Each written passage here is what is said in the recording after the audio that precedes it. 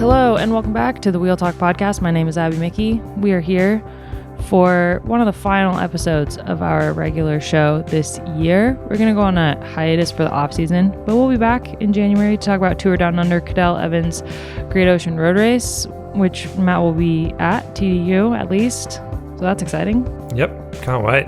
I wrote in my newsletter last week that I got really excited seeing the Aussie World Tour races on the top of the next races on the calendar list. I know they're months away, but I love them and I can't wait. So, yep, can't wait to talk about those races when they roll around. And Nationals as well, hopefully. Hopefully there's stuff to talk about there too.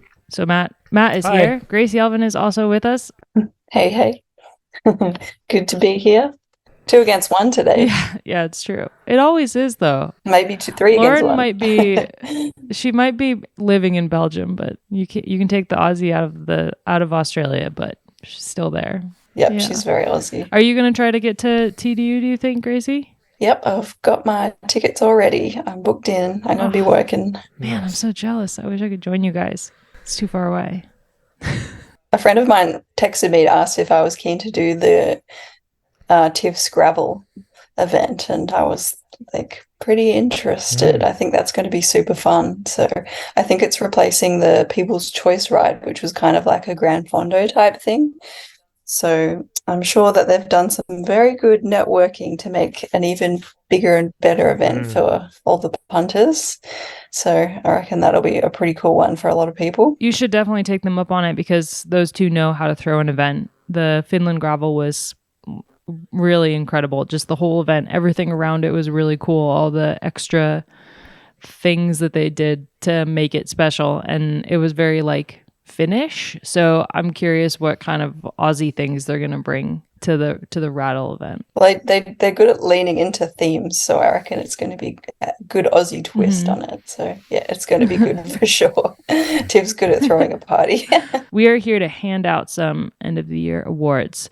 Before we dive into that, this episode is brought to you by the members of the Escape Collective. You can join Escape Collective on a couple different tiers, depending on what you are interested in. Pick one that only gives you access to the site and all of the great content that we're making over there. You can also join our Discord, which is full of our members and some awesome conversations, everything from music to, the Wheel Talk channel was all about books for a while there, which was a great joy to me. So tons of cool stuff going on with the Escape Collective. Check it out at escapecollective.com/join. Let's bang through some transfers super quick. So we had another Jumbo rider jump ship and sign for a new team halfway through her contract, and that's Amber Crack for FDJ Suez, which is a great get for them and a great loss for Jumbo Visma. I'm curious to see how that move works for her, but she's just an incredible talent. She had a couple really great rides this year. So yeah, that'll be a good move. Yep, agreed. Ruth Winder returns to racing along with a couple riders going to Human Powered Health. Romy Casper and Mael Grossetet and Christabel Doble-Hickok will also return to the team.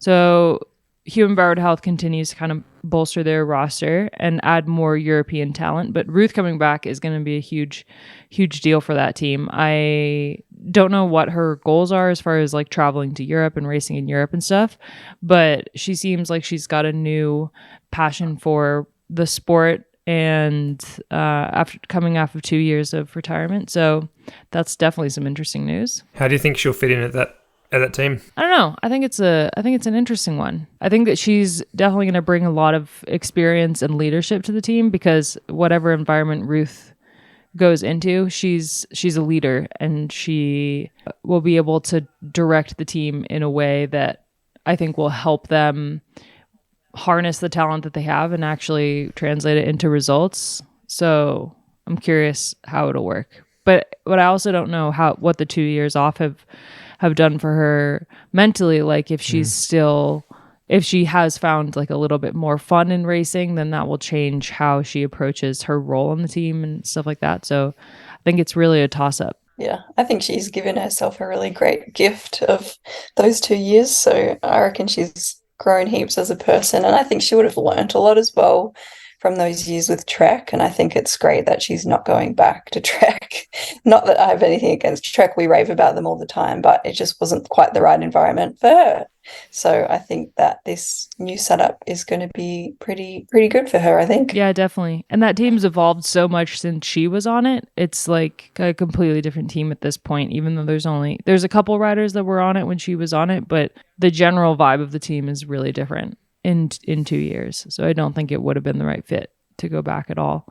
And I don't think there's any other team really that sounds like a good fit for her. Even EF would be, I think, a little bit all over the shop for her, and coming onto a team that's already established and has great riders and has a goal, but hasn't been able to like really direct itself towards that goal yet. It gives her a challenge and it gives them a lot of experience. So it's a good fit. And Georgia Bronzini is going to be the DS over there. They announced, and Ruth's worked with her on Trek's early years. So that'll be another, reason why she went there for sure. Jaco Alula, or Liv Alula, they're now called, or will be called. We'll figure it out next year. Yeah, they'll be Liv Alula Jaco, I believe. Oh, interesting. Okay. Just to really fuck with you at the start of the season. Yeah. Commentary is going to be take great. At least 2 months to get a hang of, maybe by Strada. They released their final roster, and we've gone through a couple of their riders already, but they kept a bunch of their key riders in Ruby Roseman Gannon, Tennille Campbell, Georgie Howe, Amber Pate, Georgia Baker. Alex Manley, Georgia so Baker. They've got a bunch of their key riders from the last 2 seasons, and they've kept them along with a handful of new riders from the merger of Liv, TechFind, and their original team. So I'm curious how that team will go with all of that. I mean, I think it'll be fine. It's a team that's gone through such a massive change over the last 5 years anyway. Didn't they announce too that they're setting up a development team as well? They did, yeah. I'm not sure that they've announced the details of the roster or how that is going to look for now, but I am excited to see how that plays out. There's a ton of teams now with development teams, and I just love it. It's great. Even though UAE's development team could just be another team, seeing as they're pretty high in the rankings. Olivia Barrel, the Canadian who's been on UAE for a couple years, signed for Movistar. And then DSM picked up 3 new riders for next year in Abby Smith from EF, one of the EF riders that didn't remain with the new team. Josie Nelson and Rochelle Barbieri will be riding for DSM next year. So a couple new names overall, same team. And I'm sure I miss some. Should we chat real quick about the TDF route? The ASO announced the Tour de France Femme avec Zwift route for 2024 next year.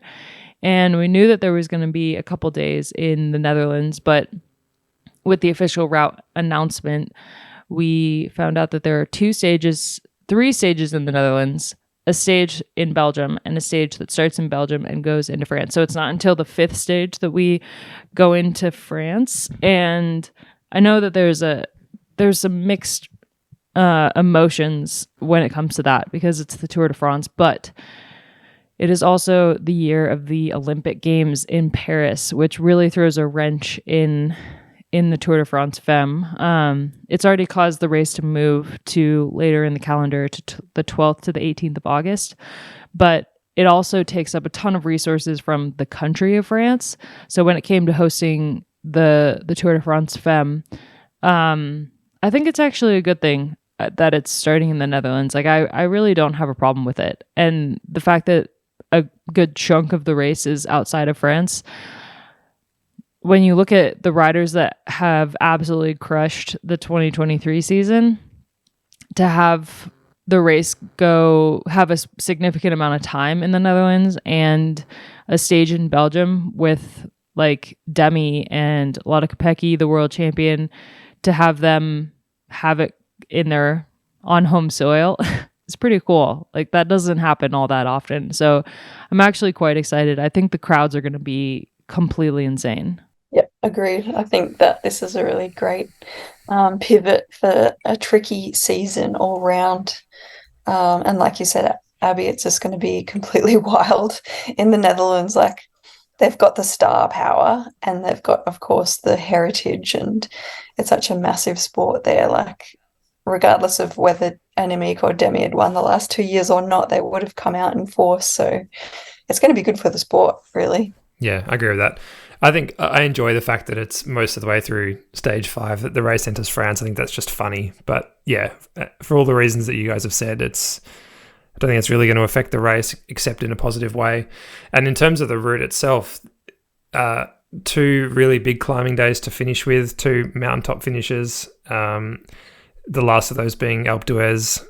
That's pretty incredible. There was talk of it being on Alpe d'Huez next year, and that's been confirmed now. And yeah, I think that's a great thing. We had the Tourmalet this year, and get those iconic summits in there. I reckon it's going to be awesome to watch. Yeah, I love that they've got another iconic one in there. I think the only disappointment for me is that the TT is only 6 kilometers long.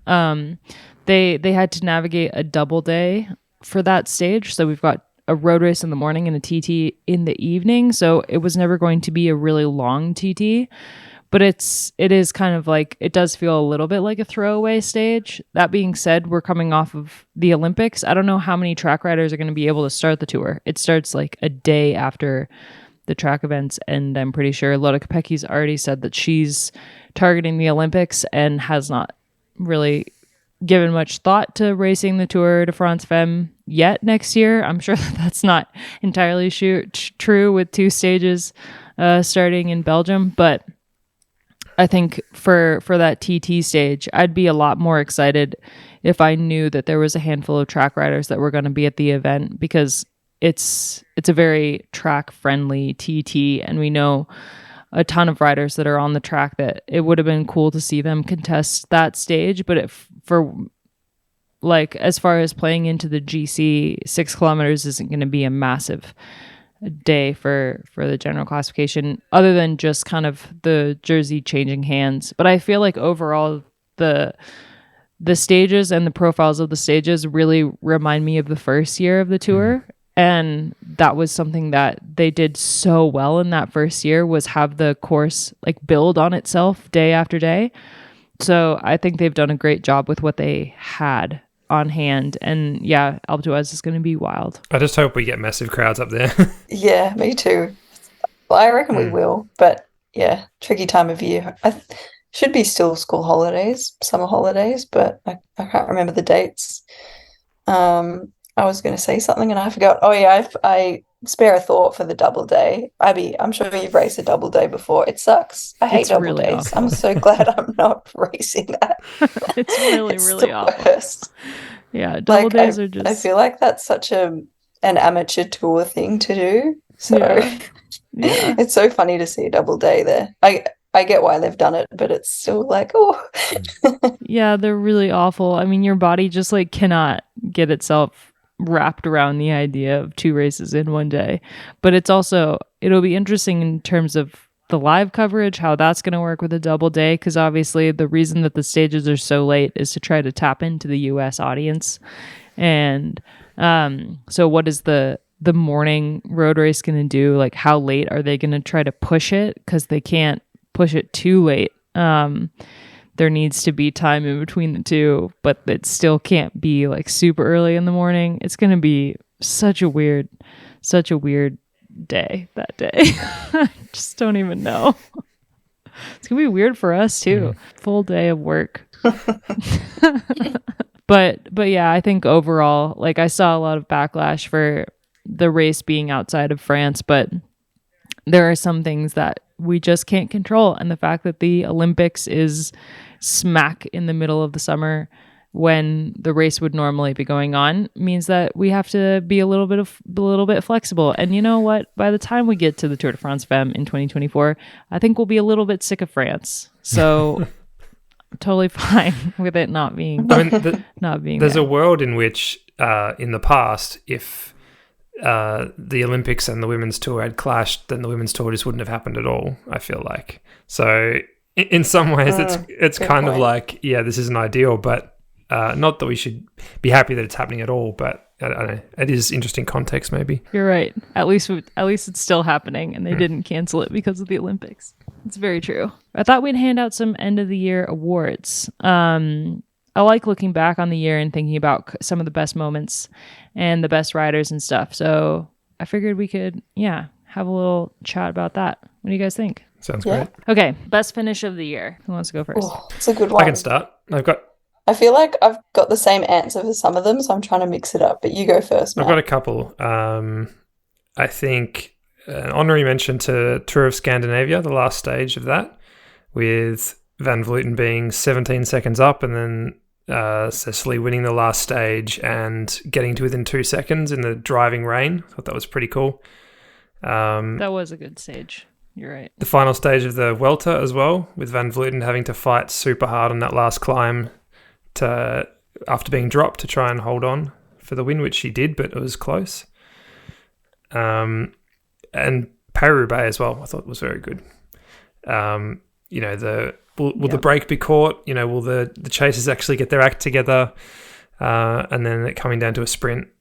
That was a pretty exciting finish, I thought. Yeah, I also had Paris-Roubaix. That was, for me, one of the best races I've ever seen in my life. I feel like one of the most worthy winners as well, especially Paris-Roubaix. Like, had Alison Jackson won just any old race, it would still be awesome to see her win. But for her to win Paris-Roubaix is something that, well, she'll be making TikToks about that until the end of time. So I feel like, the Paris-Roubaix finish was just phenomenal.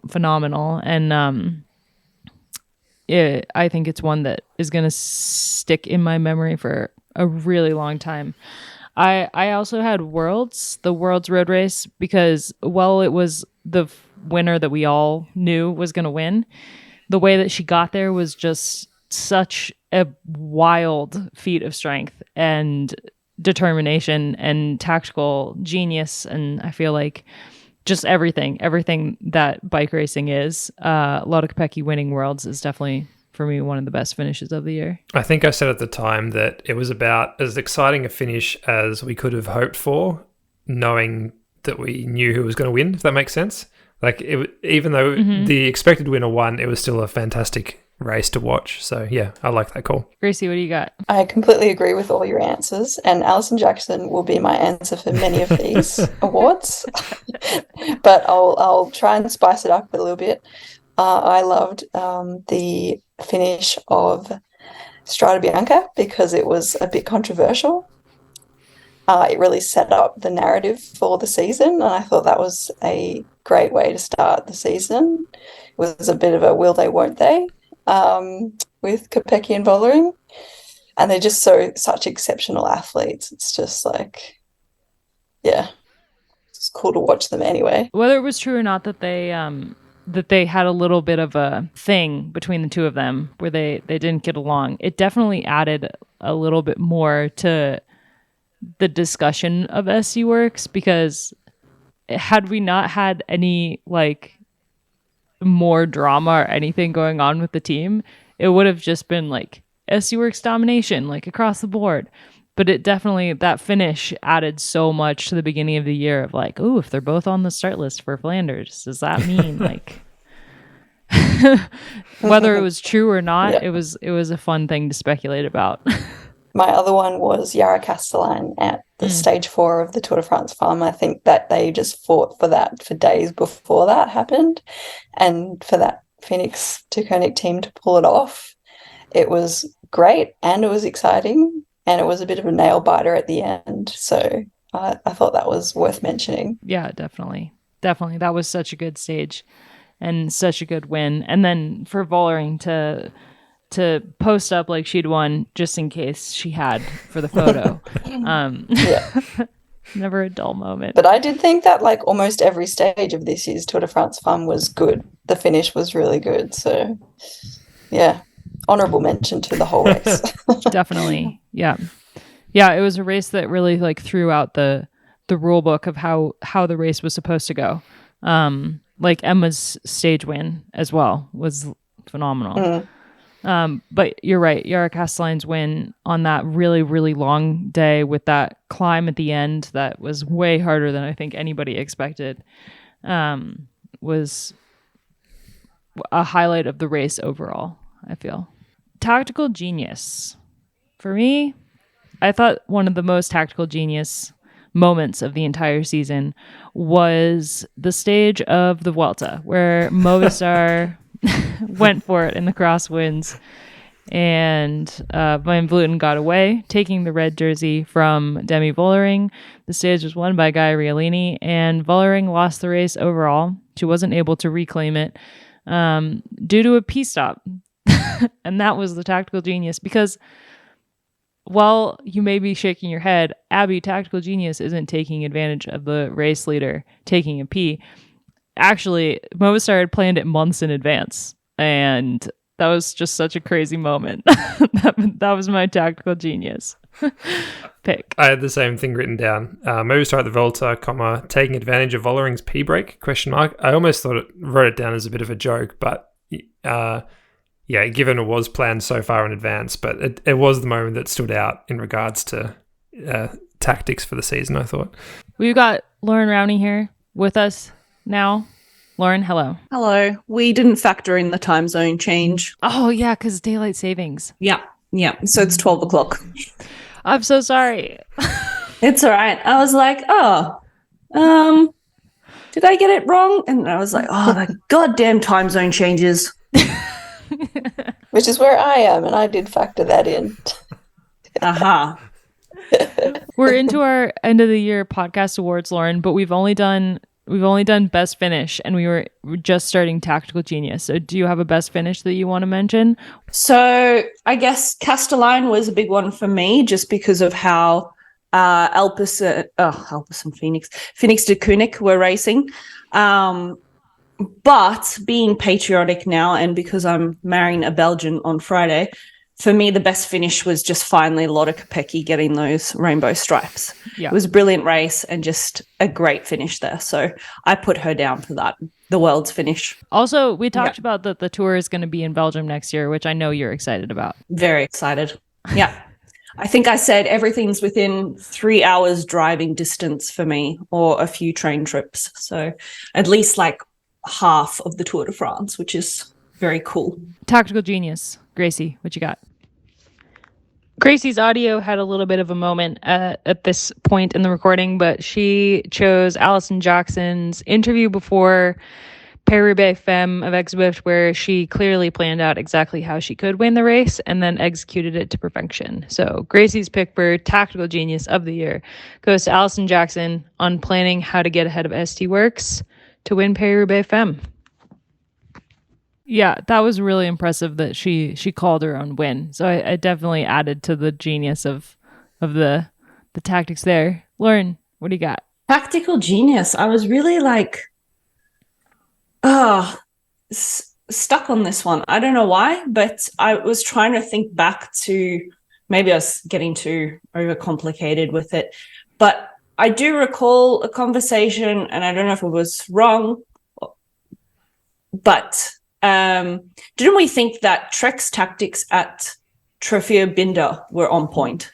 Oh, yeah. When Shirin won. Yeah, that was a good race. That was a really So for me, that was like, in terms of team tactics, they always seem to race really well there and pull together for that race. And then after the season they had after that, basically, I thought the way that they just raced there was brilliant. Yeah, that was before their season really took a nosedive. A dive. Yeah. Okay, Yeah. MVP. Is this like basketball MVP, where it's like the person who like not only like say performs really well, but contributes to the team efforts, right? And them I would say getting the yes, wins, right? but I intentionally didn't give any direction into which way you could take these awards, because there's one coming up later that you could take in many different directions, and I purposefully did not clarify for the fun of it. The way I interpreted this one, because Right. we've got a Rider of the Year category, I interpreted MVP as outside of that. So I wrote outside of Vollering and Kopecky, I thought Marlon Russo was probably the MVP of the season. I just thought her work as a domestique Agreed. was incredible, and then her ability to switch gears and then win races as well. Winning Gent-Wevelgem solo, and then a stage in the overall at Itzulia, Tour de Suisse, winning the overall and a time trial there, and then obviously the time trial at the Tour as well. Just a very few riders in the World Tour, I think, that were as valuable as her in terms of contribution to the team, not only winning but to her teammates. Yep. Yeah, that's a good shout. In the interest of throwing multiple riders into this category, I also put down Liana Lippert. I think she was super valuable this year to Movistar, and that change for her would have been a huge change going from a Dutch team to a Spanish team. And I think she had an awesome year and is only going to get better. But she was super valuable to Annemiek all season long, while also being able to get her own results scattered throughout. Obviously a tour stage, but some other results as well all year long. So I feel like I agree that Rooser's the obvious pick for this one, but Liana Lippert was also really key. Team of the year. I thought this was going to be. I'm curious. This will be an interesting one. Yeah. Yeah. Lauren, what did you put? Well, in terms of team of the year, results wise, I mean, there's one team, right? SD Works. So they would win the team prize. But for me, in terms of team of the year who brought a lot of excitement and energy to the racing, and a team that we've criticized a lot before, was Canyon SRAM. I also wrote down Canyon SRAM. Yeah, because I'm just excited about next year for them. Yeah. But then and I also had sort of tied or just a little bit below was Phoenix de Koenig. Yeah, they had an incredible year. I feel like Canyon SRAM, given how much they have struggled the last couple years, how poorly they started out in the beginning of this year, and then the turnaround that they had and the rest of the season that they had. For me, they're the team of the year, because it just feels like a cop-out to pick SC Works, since they're obviously the best team in the peloton. But you got to have a little bit more fun with it than that. So yeah, Canyon SRAM, they were just incredible this year, and I feel like they're the team that is going to rival SC Works next year if they can keep it going, keep the ball rolling. I just wanted to add a quick punctuation mark to that. I agree. I had the same thing, SD Works, but then also Canyon SRAM is the most exciting.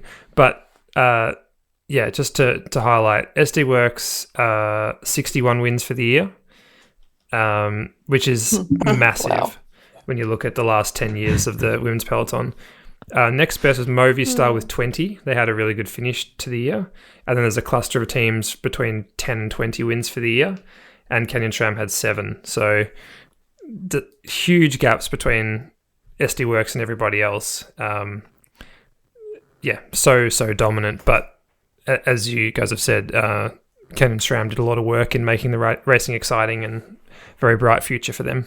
Interesting that none of us said Movistar. I wonder if it's partially because a lot of their wins were from the same person, and so it doesn't factor into the team discussion as much, even though it is a team effort, obviously. But when it's mostly one person winning, whereas Canyon SRAM, obviously, their major wins all came from different riders.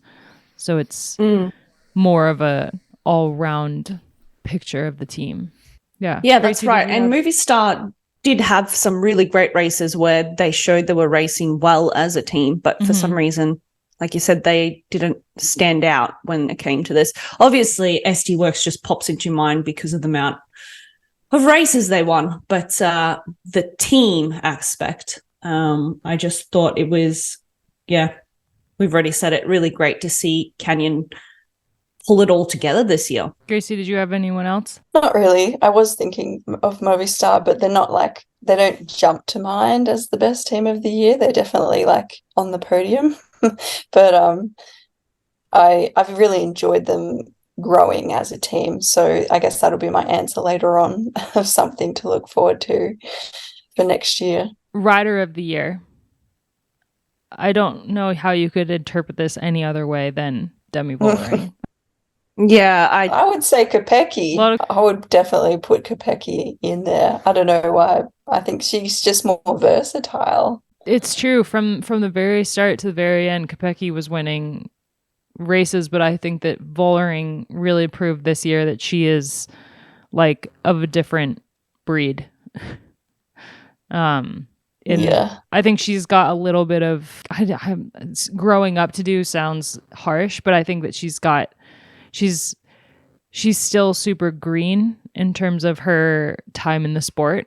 So I think she's only going to get better. But this year, man, she really stepped it up, and she took all of the pressure on her, and she harnessed it, and she won a lot of races. But I feel like winning the Tour, really, kind of tops it off.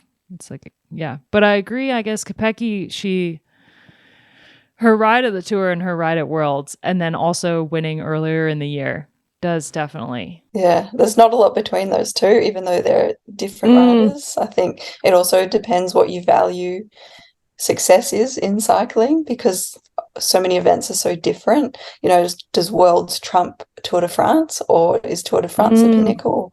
So do you need to be a good climber to be the best rider in the world, or do you need to be the best all-rounder? So I don't think that there's a correct answer to that. It's just what you personally believe. And of course, there's bias that comes into that. So I'm sure if you were really into climbing, Abby, you might value Demi more. And Loren and I probably value all-rounders more. Yeah, I think so. And also, just going back to Gracie's point about Lotta at the Tour de France, just to get on the podium and then be able to win a race like Flanders, be able to take out a sprint. It's just, she really is the epitome of the all-rounder. As a counterpoint to that, I'd say Vollering is a very, very strong all-rounder as well. She won 5 one-day races this year, as well as 3 tours.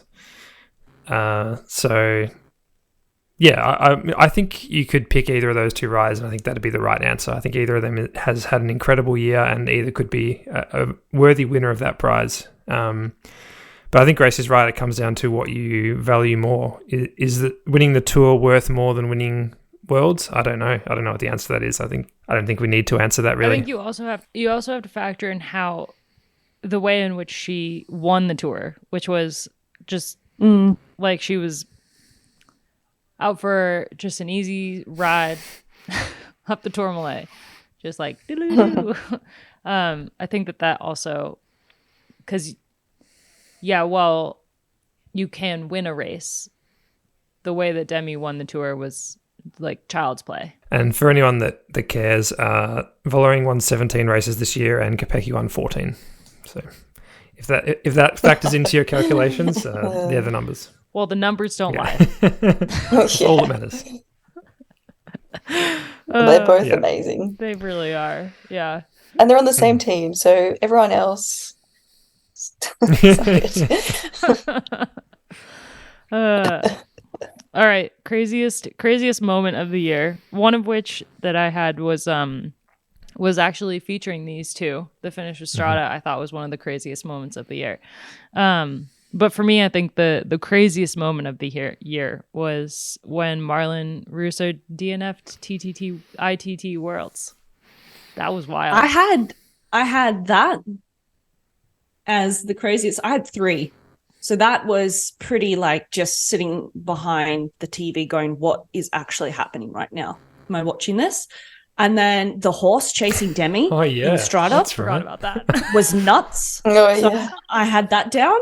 And then after that crazy horse thing that happened, the battle between Demi and Lotta, which we thought, oh my God, like, is this going to set up this feud between these two riders for the rest of the season?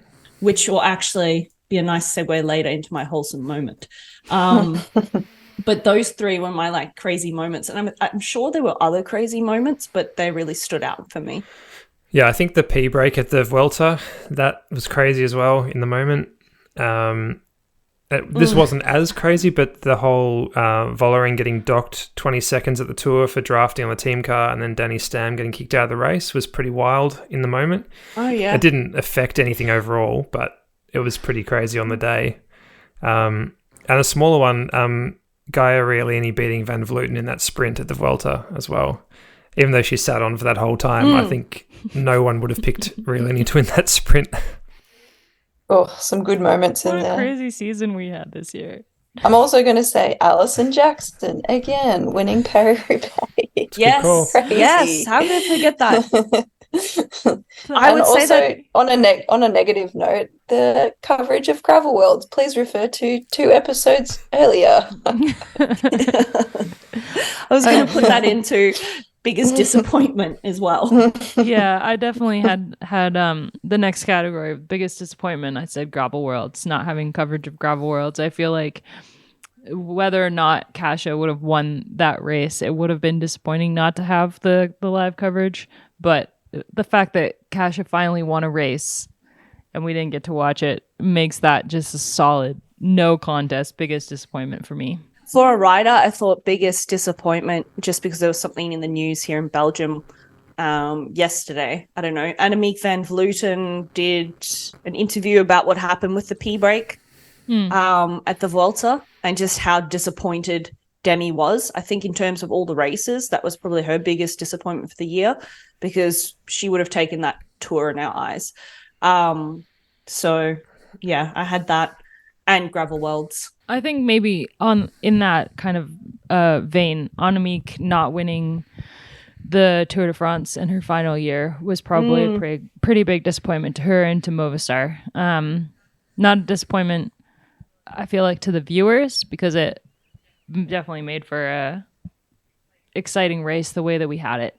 But yeah, maybe Annemiek not being on the best form for that Tourmalet stage is potentially a big disappointment for the season. My partner had one as well. Oh. It was for Julie Wilder or Julie de Wilde at the Tour de France. Just getting caught on the line. That was his biggest disappointment. It's a good one. I think it's because she's Belgian. Yeah. I also wrote down Antonia Niedermeyer crashing out the day after winning a stage of the Giro.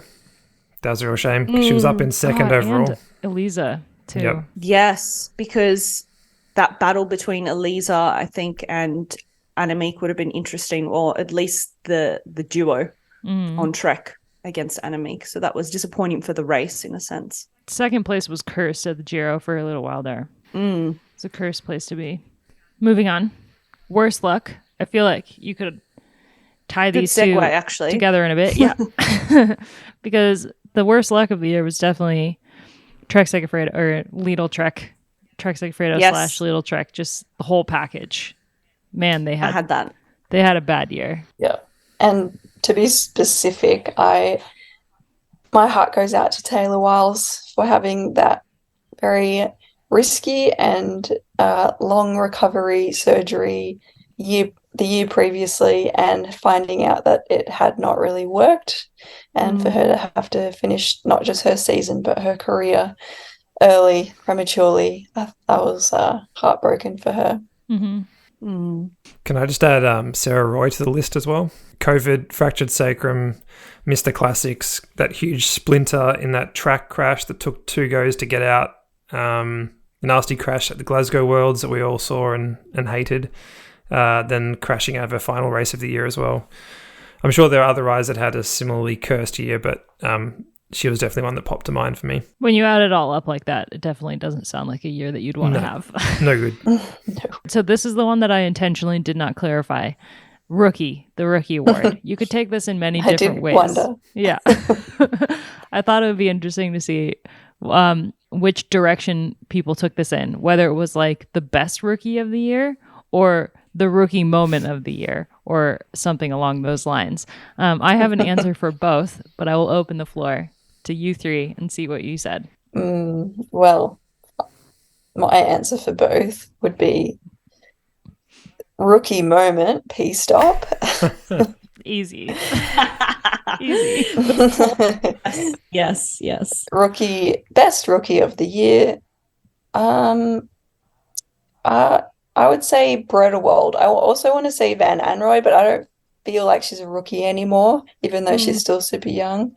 I think Bredewald was kind of like the little surprise packet at the end of this season. So, yeah, she's got some good things coming. I had her down for MVP as like a backup to Reusser because she was part of a lot of their huge wins and also took a couple big wins of her own, obviously European Championship being the biggest one. But I think that she's a rider who, like, I forgot that this was her first year on SC Works because she's so seamlessly integrated into the team. So I don't disagree with that. Although I did say Gaia Riolini. I'm stealing that from Matt because I know that that's his answer. Damn it. Beat me to it. Yep, she's a star. Did you want me to add to that? Sorry, was that your answer? Is that my cue? Was it? Yeah, I had Gaia Riolini as the highest ranked first year World Tour rider, I believe, of this season. Stage win, the third overall at the Vuelta, third overall at the Giro, stage of the Tour de l'Avenir.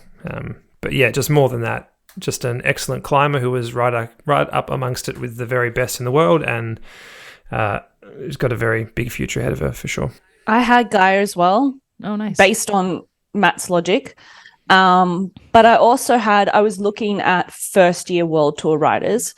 And then, for me as well, Gracie Shirin was like, she had an incredible season. But again, she feels like she's been there a while, even though it's only been, I think, 2 years World Tour. But I put, again, a Canyon SRAM rider, Ricarda Bauernfeind, down. We've had some really good rookies this year. Yeah. She was just brilliant. I mean, she came from the Canyon SRAM generation team and just really stepped it up this year. And that tour win that she had was just incredible. Phenomenal. Which kind of... What about rookie moment? There's rookie nothing... moment is... The P-stop is like, come on. Yeah, fair enough. When you think about it more, yes, that like they knew that the crosswind section was coming up. And in this article, I don't know if you guys read it, but Annemiek laughed at the moment when Demi was in tears after the race.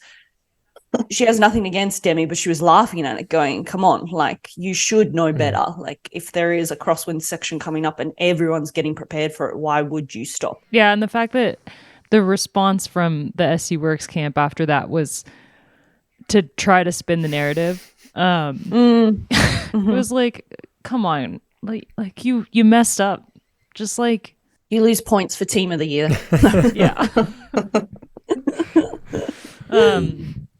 I feel like talking about Ricarda Bauernfeind leads really well into the next one, which is the most wholesome moment. Because her win, the tour stage win for that team, with everyone's eyes on Kasia for the tour and for Ricarda to take that win, the Canyon SRAM team was just like a whole mess of excitement after that. And Matt wrote a really good piece about it on escapecollective.com, but that was a pretty wholesome moment for the year. I was going to add to that also at the tour, the Phoenix to Koenig win. I had the fortune of being at the bus when all the riders came back after their stage win, and that was so lovely, just seeing all the riders congratulate each other and all the directors and team staff, and being there from the moment that the celebration started and then for probably half an hour afterwards. I got a real sense of how much it all meant, and particularly after the few days they'd had trying to get that win, to finally get it was incredibly wholesome. Yeah, and when she went and hugged her dad and her mom and they were all crying, that got me. Oh. My wholesome moment is actually also a Tour de France moment. These ones are better, but going back to the start of the season with Strade Bianche, Demi and Lotta, the images and the motions between the two of them after the Tourmaline, everything was almost done, and also after the time trial, it was like, I don't know, anything that was there before. I know they're teammates, but I also think there is that competitiveness against one another in particularly the classic style races. which is difficult when you are teammates. I loved that. And it seemed genuine as well. Just to riff off that, there was a lovely video from, I think it was after Kopecki's stage 1 victory, where she was doing a live TV interview. I think it might have been with Sporza for Sporza. And all of her teammates come in from behind and photobombed the interview. I thought that was really lovely. And I mean, there's a cynical part of me that feels like SD Works worked really hard this year behind the scenes to portray themselves as a fun group of mates or whatever, as a way to combat the kind of Strada Bianchi, infighting stuff and the kind of, hey, we're beating everybody, we still have to look approachable and fun kind of thing. But that moment to me was still pretty cool. I'll throw one more in to most wholesome moment. And that is Alison Jackson dancing after winning Paris-Roubaix. And also, can anyone pick Gracie's favorite race? Also, Alison Jackson doing her post-race interview when her teammates were coming through or even I think she was on the podium when a couple of them rode into the velodrome, and she was on the podium like waving at her teammates riding on the velodrome. That was also a really great moment. There's one more moment worth mentioning, and it's a photo that like is burned into my brain, and that's of Emma Norsgaard and Leanna Lippert after Emma won the stage of the tour, and they're like holding each other's faces, like screaming in each other's faces. And it's such a great moment. And you forget that they've only been teammates for this year. That was one of the top moments of the year for me, for sure. All right. Pivotal change that will impact 2024. I had trouble with this one, but I just wrote Olympics ? That's not really a change per se, but it is something different compared to this season. So it's going to affect everything. I don't want to say that because I'm always the one harping on about the Olympics and how it can impact the season so much. But yes, I had that penciled down. I think Anna Meek's retirement is, for me, one of the biggest changes ahead of next year. Also had that. Yeah, not having Anna Meek in the peloton is going to make for some interesting dynamics. And what that's going to do to Movistar, but what that's going to do to the Giro. Giro is wide open for the first time in a really, really long time. I'm really looking forward to seeing what Movistar evolve into as well as a team. So, yeah, I think that they've really built their roster up nicely these last couple of years, and it will, of course, be a hole in the team and the peloton without Annemiek, but I think that they've got some emerging stars, and they're going to be just fine. They might get more wins. For sure they will. Just think of all of the power that went towards Anna Meek's bids for Tour domination this year. All of that harnessed, let free for 2024. Best transfer of the 2023 season. I did clarify this one in the notes. I would say Weebus to SD Works, because she's bloody fast, but because it opened up the doors for Charlotte Kool, and how good was that battle royale a few times this season? Yeah, I said the exact same thing. I said Lorena Wiebes, not only because she just seamlessly fit into the team at SD Works, like she'd been there her entire career, but she also she was on top of being like the winningest rider of the year, which I don't know, Matt might fact check me on that. I'm pretty sure she had the most wins of the season, and also being an incredible teammate when it came time for the terrain to change. The fact that she left DSM and DSM pivoted so well to having Charlotte Kool be their sprinter, and also what that meant for riders like Fight for Georgie and Megan Jastrab. I think, her leaving that team and also joining SD Works made a huge impact on the season. Yeah, and one last point to that, because I also had Lorena, was her diversification as a rider. We knew she had the potential to climb super well and do well in the classics, but once she made that jump, I think that's what we were all thinking is basically what happened with Kopecky as well. when she went to SD Works. She just got stronger. And, we always knew with Kopecky that she was going to be the rider that could win any type of classic. But with Lorena, her climbing abilities this year, I think it didn't really shock anyone because we'd seen moments of it before when she was on DSM. So that was one more point.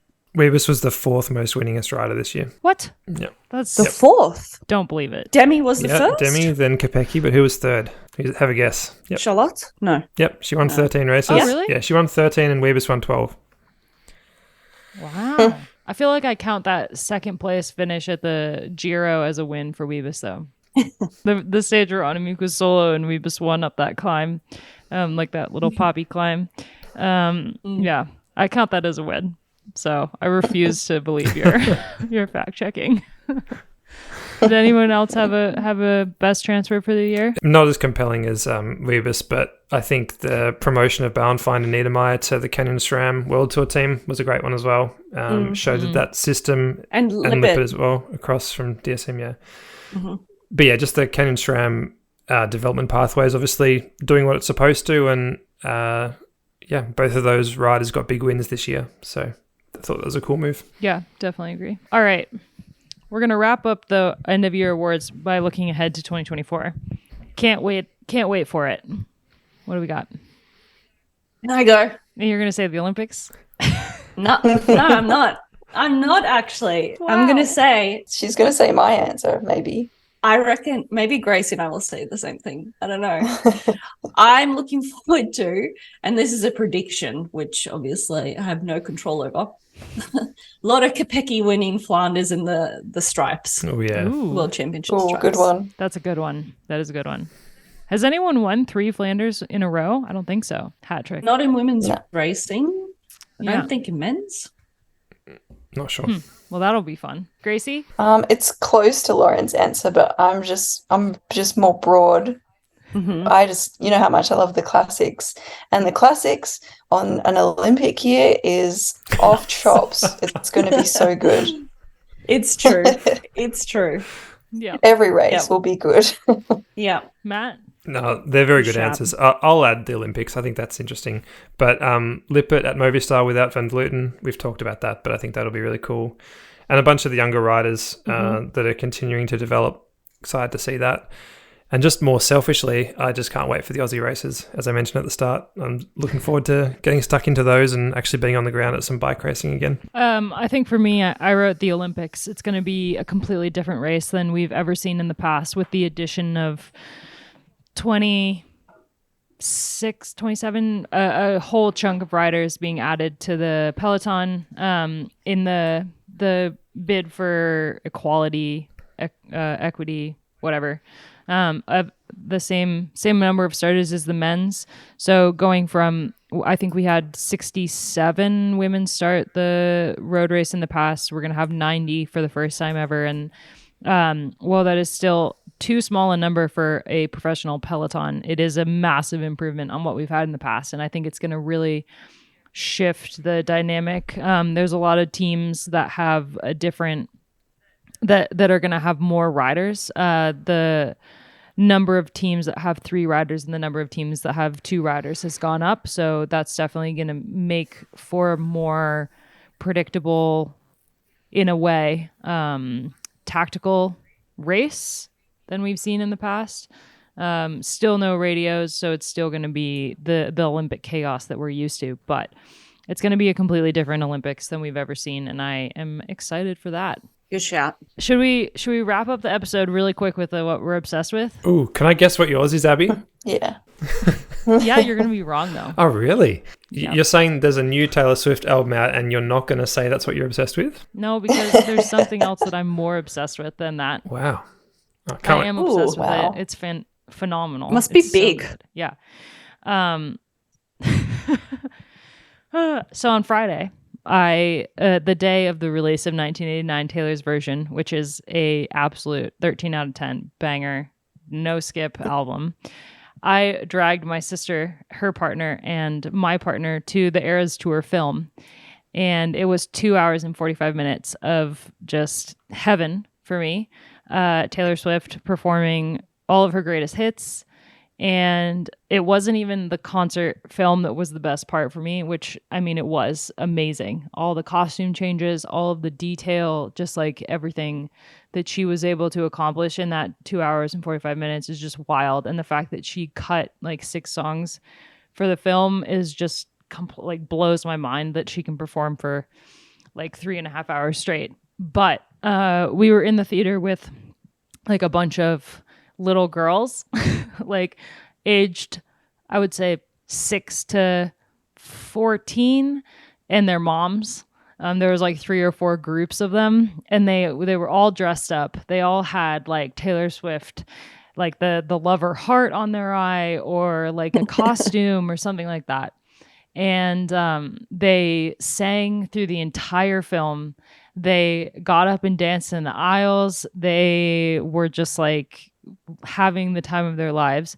And for multiple reasons, I was in tears like watching them and the film. But the fact that Taylor Swift has had such a massive impact on my generation, but is still impacting little girls today in a similar way, or in a completely new way, I guess, in that she's really encouraged them to be loud and take up a lot of space. And I just absolutely love that. As someone who once stood up in a theater and sang an entire song, it really spoke to me that they were welcome to do that. And I just, it was incredible to watch. I loved it.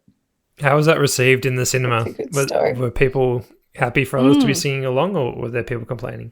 Oh, absolutely. I don't think... Was everyone singing? Everyone was singing, and I think the fact that they took the initiative made me feel like I could also sing, although I did sing under my breath for fear of being mocked by my husband. But How does he go with going to That's what I was gonna a concert film? He did take me to the Reputation Stadium tour as a gift. Yeah, so it is not the first time that he's seen a Taylor Swift concert, although the other one was in person. So he was totally fine with it, and he did know a couple of the songs. Although in his words, how could I not? It's all you listen to. But which is a lie. I listen to a lot of other music. You can check out the Album Files podcast everywhere podcasts are.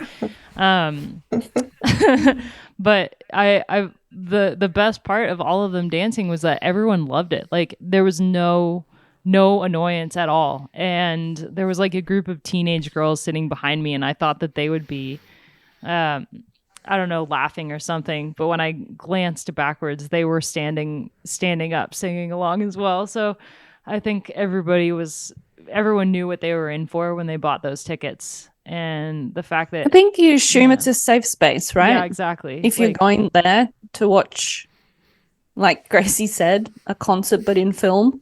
Yeah, and Taylor Swift. I was really so impressed. sweet. Like they knew all the lyrics to like the Fearless songs. I was like, they're not going to know the early stuff, but of course, like with the re-records, they do. But there was even like a dad who'd brought his daughters, and he was wearing like an Eras Tour shirt, and I was just like, man, this is the coolest theater I've ever been in. Have you got tickets to that tour? Because like, has it been in Europe yet?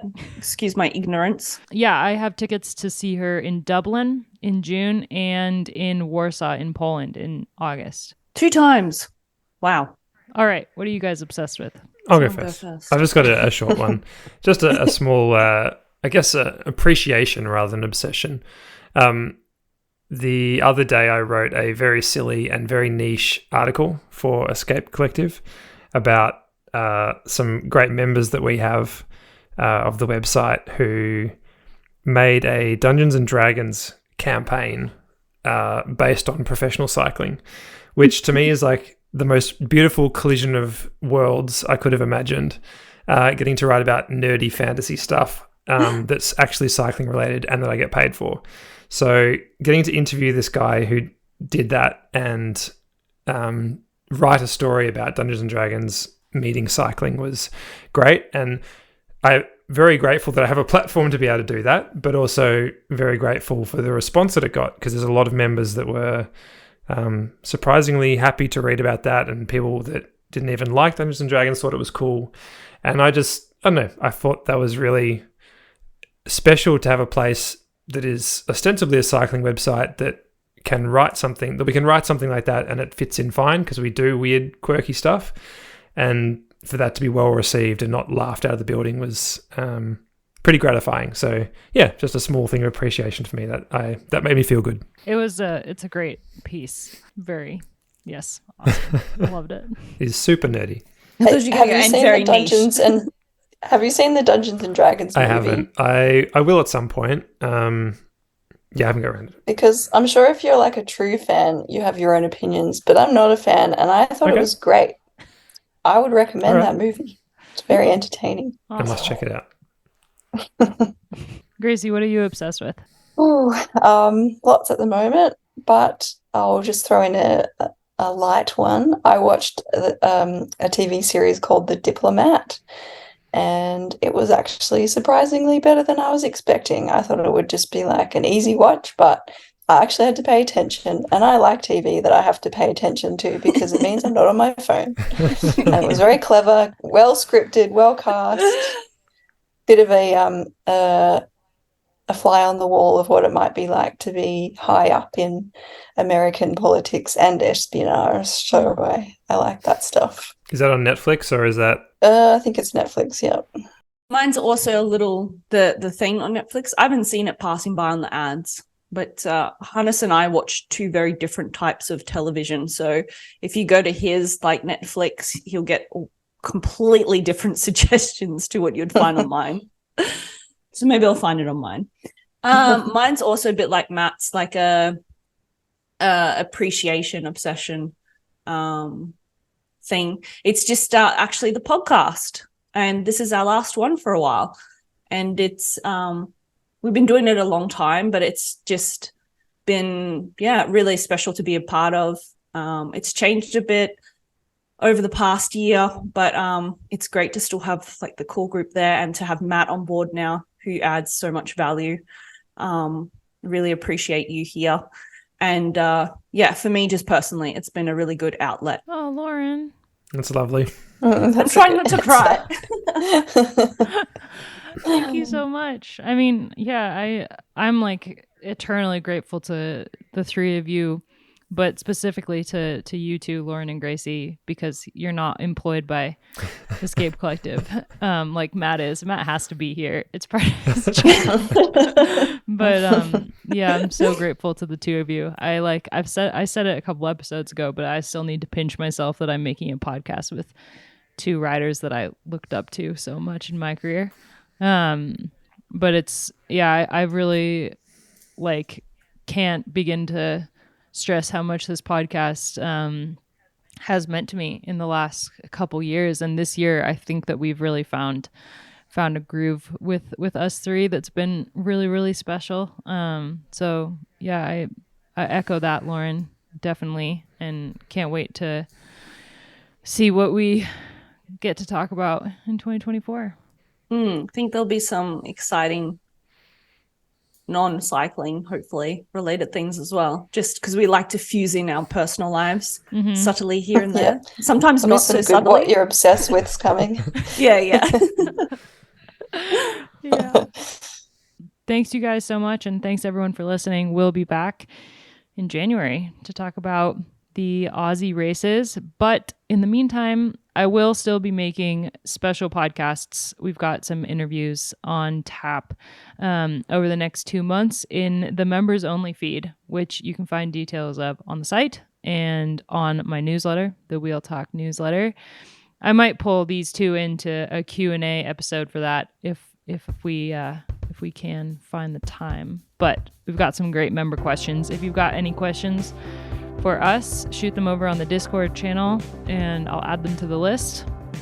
And we might do one of those later on in the winter. But if not, we'll be back, talk about Tour Down Under.